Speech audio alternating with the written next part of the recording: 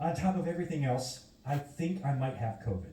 I'm not feeling real well up in here, so a lot going on. So I'm going to try not to go too long so I don't lose my voice tonight. And I might be using my cough button a little bit here and there, so just bear with me. Luckily, no nasally.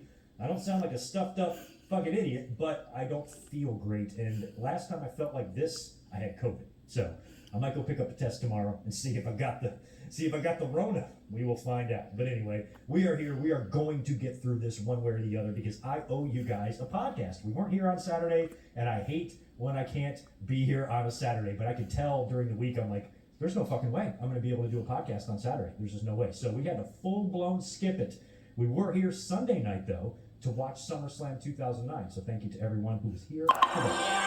Let's say hello to Wesley, Tatanani, Rodrigo, Gilbert Arbalo, handsome Steve Jacobson, that makes two of us. Good to see Garrett Osborne, Ricky Zalvadar, Gerard, Jim K, David Brown, Melissa's in the house. We got Ben Espinoza, Shell Shock, White Mamba.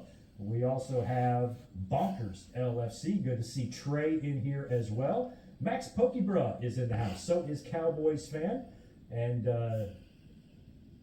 Tatanani, I believe I got you. Thanks to everyone who was here hanging out with us tonight. Let's do a quick recap on tonight's AEW Dynamite, which just wrapped up a few minutes ago. Not a bad show. It was headlined by a big six-man main event that we knew was going to have implications heading into Redemption and All In. Jon Moxley was going to be teaming up with Will Ospreay and Kenny Omega. Of course, Ospreay and Kenny Omega, as of right now, are scheduled and slated to main event All In London later on in August. But first, Kenny has to get past Kevin Knight at Redemption, which I'm sure he will. And of course, there's a lot of stuff going on between these three guys, Moxley, Omega, and Ospreay. Ospreay joining up with the Death Riders, Omega not trusting them. And now Omega and Moxley had to try to coexist tonight in this main event. You knew what was going to happen. There was going to be some sort of a miscommunication, and these guys are going to be coming face to face. So kind of similar to what we're seeing in WWE right now with Cody and Punk.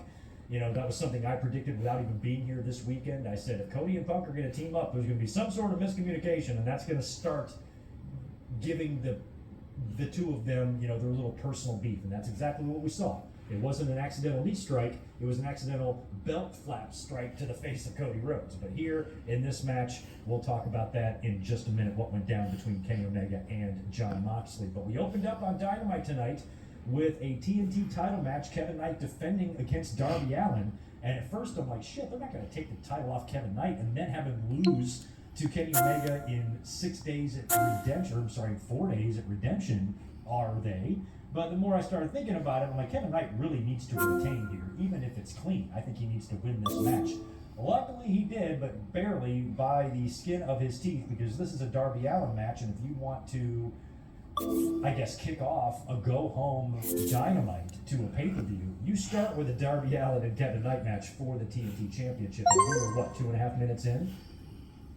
To this match, and Darby is already standing on top of the ring post while Kevin Knight is kind of teetering on the little guardrail that's over by the timekeepers area. And Darby just does a top rope diving clothesline. We're literally 120 seconds of the match here. He just decides we'll do that. So, of course, it's your typical Darby match. He's flying around everywhere. Kevin Knight goes outside of the ring to grab the championship belt. Darby Allin takes it from him, but refuses to use it, tossing it out of there, and that allows Kevin Knight to capitalize on that, take Darby out, and then hits Darby with a big coast-to-coast move from the opposite corner. I don't know if he came in with a forearm or a kick or what it was, but he nailed him, and then hit his UFO splash for the win, pinning Darby Allin and retaining the TNT Championship. Immediately after that, Kyle Fletcher and Okada come out. Okada. They got a match up next against Brodito. So Fletcher and Okada are out there, I guess maybe sort of to upstage Kevin Knight a little bit, because there is a lot of competition and dissension and, little personal back and forth with the Callis family. So not too happy about the Callis family coming out there. But that would then lead to Okada and Fletcher having a match with Brodito with the low phone. That's the one thing I will say about this Dynamite and most Dynamites. This isn't going to stand out to me as an all-time Dynamite by any means, but when it comes to these matches, Knight and Darby, Okada and Brodito, even Jay White and Okada, the women's no DQ match tonight in the main event, everything was very solid.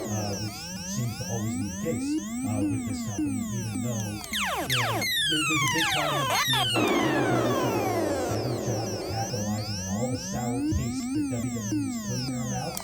You know, you got a lot of fans really turned off with the stench of that corporate monster. And this is, if you're Tony Khan, where you want to pounce on that, you know, make a bunch of noise, you know, get fans watching. And it's not like you're doing a bad job. It's just like I would be trying to seize this opportunity, you know, but they've got their own agenda and their numbers are strong for them. Ratings wise, ticket sale wise, Tony Khan seems to be pretty pleased with how all of that is going. But, you know, I also really think that, and of course I don't know what the answer is, what exactly you would do, but, you know, if I'm seeing the big number one, the unbeatable giant, you know, really turning a lot of fans off, and maybe turning them off of wrestling completely, I want to try to gain some of those audience members over here. And I just feel like, you know, this would be a perfect time for an NWO or some sort of big angle or some white hot babyface star that just gets obscenely over. Stone Cold Steve Austin level over. Those are once in a lifetime performers, so you know they don't grow on trees or anything like that. But you know, it would be amazing to see if AEW was able to stumble across a Stone Cold or a Goldberg or somebody like that that can really launch them and have a lot of fans say, you know what, fuck this Disney bullshit. I'm watching this. That's not really happening. Still, you know, they're very much catering for their audience, which is me. So they're only catering to a niche audience. Well, I'm not, so what the fuck do I care? But, you know, I feel like if they wanted to grasp more or gain more audience members, then you have a chance here. I just, you know, I don't know exactly what you would do, but I would try to do something, you know what I mean? But anyway, all in all, still a really good Dynamite tonight. And this Okada-Fletcher versus Brodito match was awesome. It's a match made for me. So it was a lot of fun because these are all got fucking bad.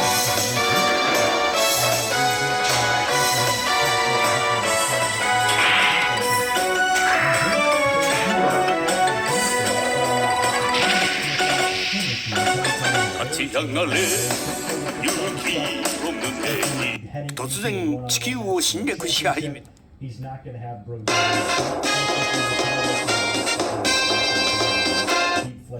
くぜチェンジ X1 レッツゴー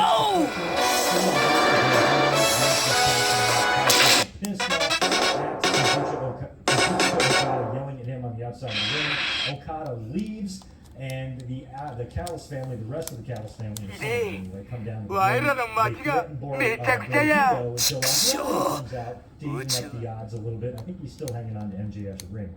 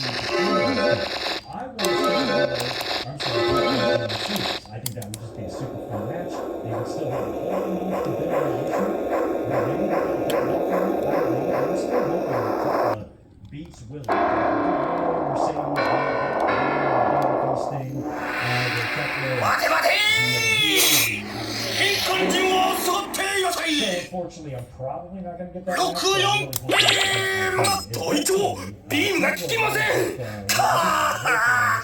ならば格闘戦士かないか。64パンチ。By this point, the 手強いやつ。かくなる上は64式の最終必殺技特攻じゃ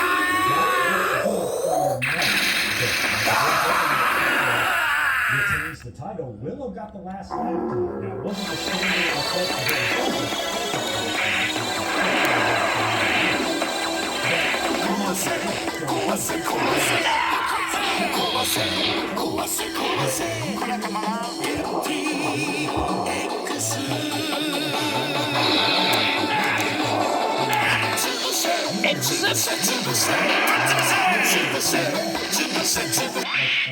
the same day.